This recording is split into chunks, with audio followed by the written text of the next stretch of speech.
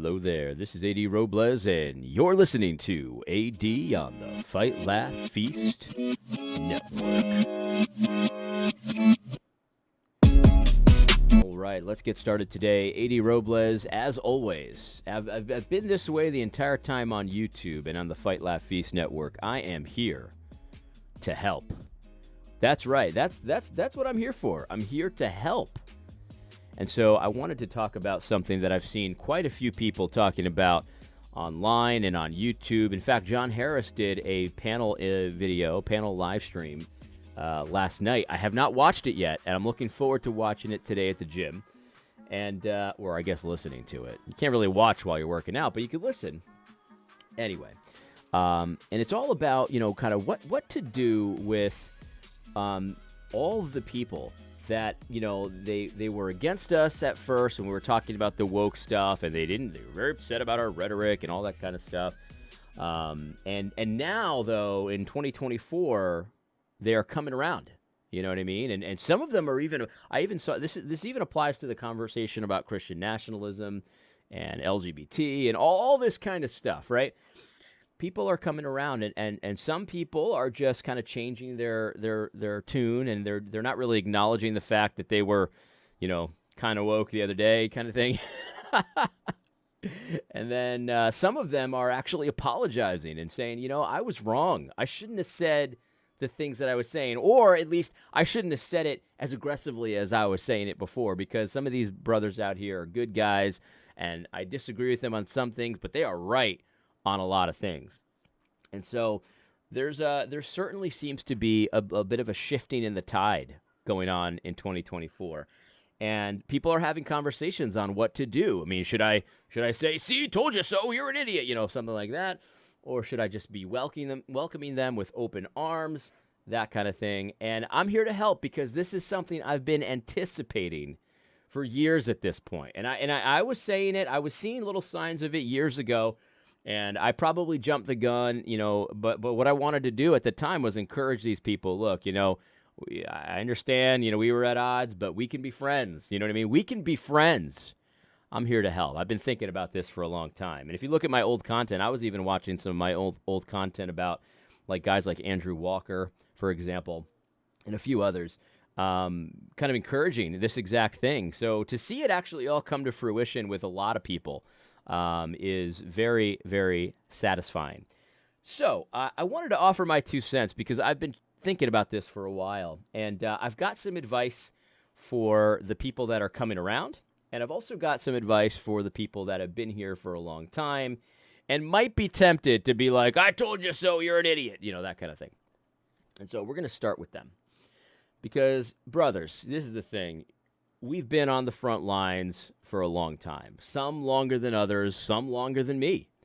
We've been on the front lines for a long time, and we've changed our minds on a lot of things. You know what I mean? We've changed our minds, and it's hard to kind of put yourself in that mindset, because if you change your mind about some of the woke stuff, 4 years ago, right?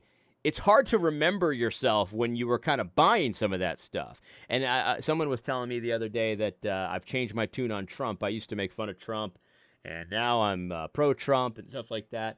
And it's been years, you know what I mean? But it's true. I mean, I never was as deranged as some people. But yeah, that's true. I was against Trump in the beginning, but now I'm not. And I've talked about all of the reasons why. I've been very open about that transition. And, that's kind of how I've chosen to approach it, just be very open and honest about that kind of thing. So we have to remember that those of us who are right, and maybe we've been right for a long time, we got to try to give ourselves a little bit of honesty about ourselves. We've changed our minds about certain things, and, and even if you haven't, even if you've always been right, you know what I mean? Good for you, number one. And number two, just try to remember that not everybody is quite in the same boat. And so we need to have a lot of patience, dare I say grace, for people that, they were wrong up to a couple years ago, or even last year, or even earlier this year. But we have to understand that a lot has happened. You know what I mean? A lot has happened to wake people up. And so we should resist the temptation to told you so them. You know what I mean? Or to keep them on the outs kind of thing. We should embrace all the help we can get.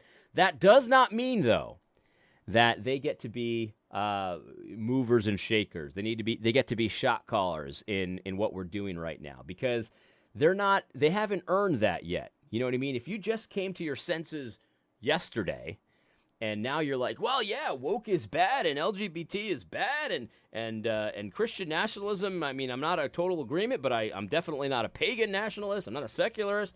Like, okay, that's great. I'm very proud of you, but you haven't earned any street cred yet. You know, you don't get to be a shot caller.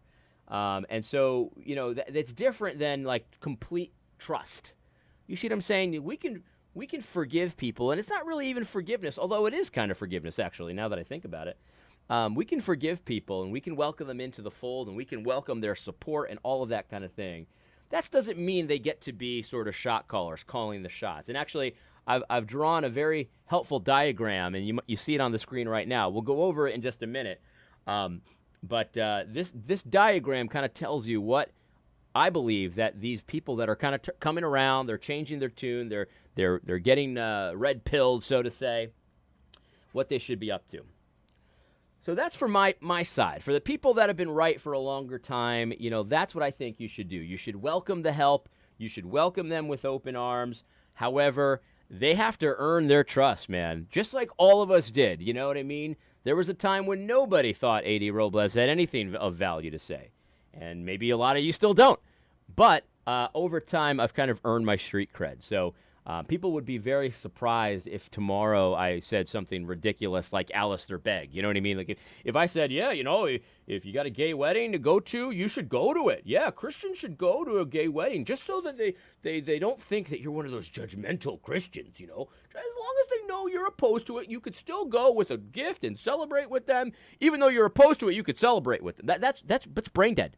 What Alistair Begg said about the gay wedding, that's brain dead. That's not Christian in any sense.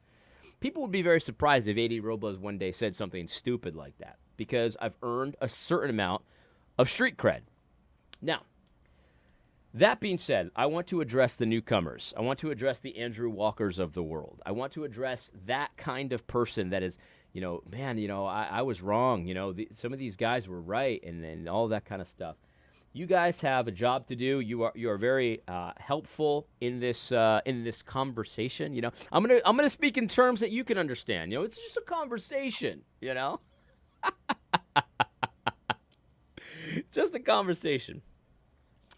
You guys can be very helpful in this thing, but the thing is, you need to recognize that until recently, when you kind of changed your tune, you were hurting the Church of God. You were hurting the Church of God, and you were doing wrong. You were sinning sometimes. Some of you were sinning in the ridiculous takes that you would have about the culture war. And you were wrong. You really need to look into the mirror and say, I was wrong, man. I think I'm this smart guy, and maybe I am really smart, but I missed this. And it certainly seems like I should not have missed this. This is one of those things that was on a billboard, and it was like right there in front of me, and it was obvious, but somehow I just missed it. And I think what you need to do is spend some time examining how it is that you were able to miss this. And it can be, for different people, it's different things. And sometimes it's like a hero worship thing where, like, my heroes were saying all this. I mean, Matt Chandler, you know, he was lauding Martin Luther King. And so, I just trusted him. A lot of people just trusted people. You know, like people that have all said all these great things about the gospel. I've learned so much from them. And then they started saying something else, and I kind of felt weird in my soul about it, but I just trusted them. I mean, they've got a track record of ministry. In fact, a lot of these guys manipulated you. You see what I'm saying? You were manipulated a lot of the times. And you should have known better. Look, there's no excuse from being manipulated by someone who's going against the Word of God so easily. Like my book, the Social Justice Pharisees book, it was almost embarrassing to write it because it's just so simple. And it's like so easy to say, oh yeah, Eric Mason says this, but the Bible says this. Is very easy. It's the exact same context. Everything's the same. And yet so many people are choosing to believe Eric Mason over the Scripture. So you were fooled. You shouldn't have been fooled. That's on you. But at the same time, you were manipulated, and you gotta understand, like, manipulators, especially well-practiced manipulators, they're very effective. I watch a lot of cop interrogation videos, like police interrogation videos. They don't call them interrogations; they're interviews. That's part of the manipulation. And you can see in real time all of these manipulation tactics that they use to manipulate people into confessing. And a lot of times these are guilty people, so you don't feel sorry for them. But they've got all these manipulative tactics that they use. And it's funny because so often the people that are being interrogated know what the plays are. Like, they know how they're going to be manipulated. They'll even tell the cop, you're just trying to get me to say this, and that way you can say I was there and this and that. Like, you're trying to manipulate me. And they know they're being manipulated, and yet they're manipulated anyway. So skilled manipulators are very effective. Okay, it's no excuse for not believing the Bible, but skilled manipulators are very effective. A guy like Matt Chandler, he's a manipulative person. A guy like Russell Moore, he's a manipulative person. And you were manipulated. And so you need to understand that you should not have been manipulated, especially some of you that are in leadership. I mean, you guys got to know better. But you were, okay? So we all make mistakes, right? We've all been manipulated before. Nothing feels worse than being manipulated. But you need to look in the mirror and say, I was tricked. I was fooled. And part of it is my own sin nature, and part of it was because I trusted people. I need to be a lot slower when it comes to who I just believe. When something doesn't feel right in my spirit, I need to go with that and pursue that and be patient with myself in figuring out, man, I love Chandler, but he's saying these things. What do I do? How do I approach this? What do I say? What do I believe? That's number one. That's number one. You need to really be honest with yourself. You are not as clever as you think you are. In fact, you're much stupider than you think you are. The proverb, I believe it is, I am too stupid to be a man. You need to own that, man. You need to own that. And I think one of the things that I've noticed about a lot of the people on my side of this issue, the woke people, the non-woke people, I should say, and the Christian nationalists, is that we do understand that. We get it. Surely I am too stupid to be a man. I think that is a very important step to understanding how things are, understanding how the world works, is to understand your own limitations. So that's number one. Number two, thank you for coming to the right side here. You know what I mean? Thank you for coming to your senses. This is wonderful. And a lot of people out there are saying, you guys need to apologize. You need to call out the leaders that you were against before, but you realize now that they were right. You need to encourage them and things like that. And I got to be honest with you, I'm not a leader in anything, but I have been right for quite some time, and certain people consider what I have to say valid and important. I don't need that. I don't need you to encourage me. I don't need you to laud me. I don't need you to call me out. I don't need that. If you did it, I'm not going to reject it, of course. I mean, it's always great to have friends that think what you have to say is important or true or right or good or helpful. That's always great, and I'm not going to reject that, right? But I don't need it. I don't need it, okay?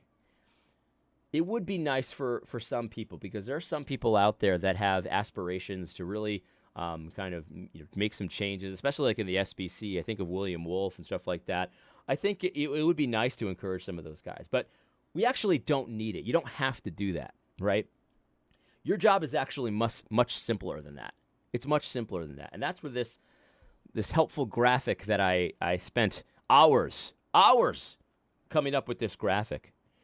Here's the graphic, okay? We've got a line here. This is the conversation. This is the conversation that we're having, right? That's why it says here, the conversation.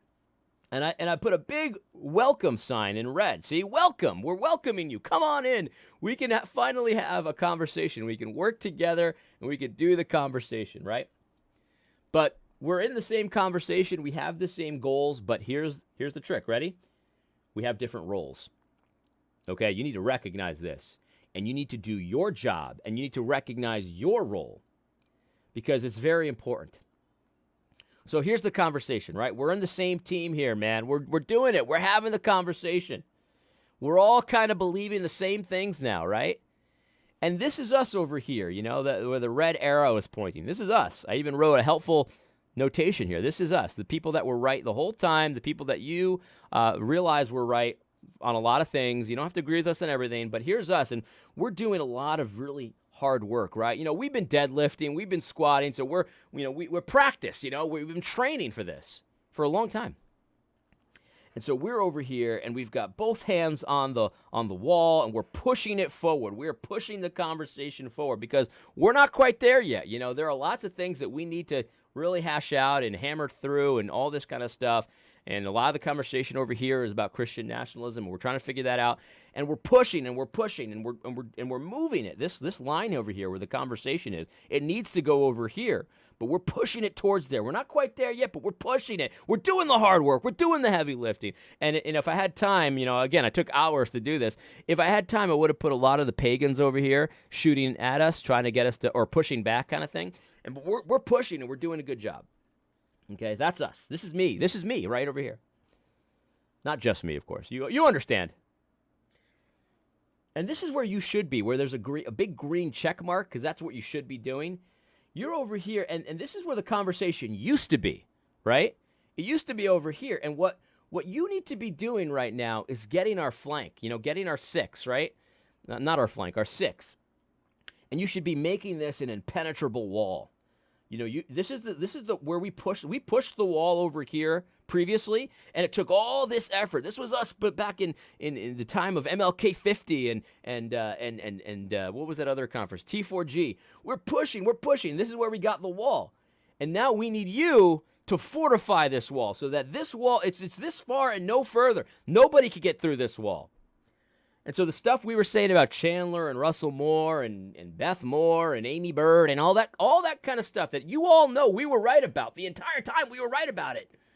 When you kept your mouth shut, or worse, you were defending Russell Moore. Oh, he's a great man of God with a track record of ministry. All that stuff. That's what you were doing back then. But we were pushing the wall and moving forward. Now what we need you to do, this is where we need you. On that wall, where we already did the hard work of getting to that wall, we need you to fortify it. We need you to build it up. And we want it to be a big, thick brick wall so that nobody could get through it ever again. This should be you, right? With a nice smile on your face, looking forward, because you notice his eyes are looking forward, because this is where we're trying to get. And now you're trying to get there too, but you haven't been deadlifting enough. You haven't been squatting enough yet. You haven't been doing the work. You haven't been training. So we can't really use you on this side where we're pushing against the pagans. Again, imagine a bunch of pagans pushing back here. What we need you to do is be looking towards this with a smile on your face saying, yeah, we're getting them. We're gaining ground. But over here, you're using your little hammer and your I don't know how to build a brick wall, but the tools that you would use to build a brick wall, and you're building it so that no matter what happens over here, if we fail, it'll never go further than this. Never, because this will be an impenetrable wall that you are currently working on. That's where we need you. We need you with a smile on your face, enjoying the progress we're making, looking towards the future. Maybe one day you'll be trained enough to gun push with us. Maybe. But for now, we need you on that wall. You're not a shot caller anymore. The shot callers are over here. You're not a shot caller anymore. Maybe you're used to being one, but you're not anymore because you failed. You failed COVID. You failed every test that we've gotten. You failed. But that doesn't mean we can't use you. You could get back up, dust yourself off, get to work on that wall. Make sure it's impenetrable. And maybe one day when you can deadlift twice your weight, you can squat really well, you know what I mean? You can come and you could help us over here. You could be a shot caller again. But that's going to take time.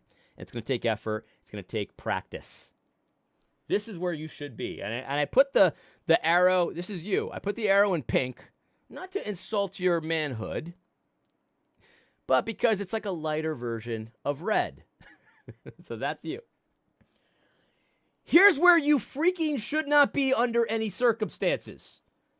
Because this is what the temptation is going to be for a lot of you weasels. Okay? Maybe you're on our team, but you still haven't gotten rid of the weasel virus. This is where you should not be. And this is where a lot of you guys are going to end up. Don't do this. You're going to be here. You're in the conversation. You realize we're right. And we're pushing. And we're pushing into unknown territory. And we're going to say things that are going to sound really mean and scary to you. Oh my goodness, Stephen Wolfe said that the white evangelicals are the last bulwark of political whatever power. oh my gosh, he's a racist. And this is going to be you. You're going to be angry. You're going to be upset. You can see his little angry face. And you're going to have an AK-47, and you're going to be shooting us in the back. Because you're still thinking you're a shot caller. You still think that somehow, yeah, you miss Russell Moore was a weasel. You miss Beth Moore was a weasel. But you're not going to miss the next one. No. Now I know everything. You're going to be over here shooting at us from the back. This is not helpful. You're not smart enough with these cultural issues to know who to shoot at yet.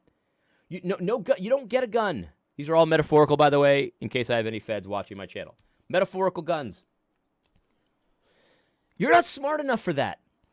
You don't get your gun yet. You get a hammer to build the wall behind us that we have done all the work to getting to. You got to be this guy with the green check mark. You're not this guy with the red scary slash mark that says, no, don't do this. This is where a lot of you are going to end up because I know your type. It's not helpful. It's ridiculous. You guys were wrong. Stop pretending like you know what to do. Okay? Remember, I'm gonna zoom in here. Here's the conversation. This should be you. This is us. This should not be you under any circumstances. Maybe one day, though, we'll give you a firearm and we'll put you on the other side of this wall and you'll help us. You'll be a shot caller, a sniper. But right now, you can't be trusted. You can't be trusted. So many guys are going to fall into this camp where we need you over here. That's as helpful as I can make it. I worked hard on this. This is the conversation that we're having right now. And so that's my advice for you. You don't have to call us out. It would be nice, man. It really would be if I saw someone say, yeah, I've seen some people do this. This is wonderful. Man, Stephen Wolf, I disagree with some of his things, but man, our reaction to him was unbelievably ridiculous. I read his book now, and it's like, this is just reform stuff. Typical reform stuff. I got some quibbles, but there's nothing crazy here. That's great, man.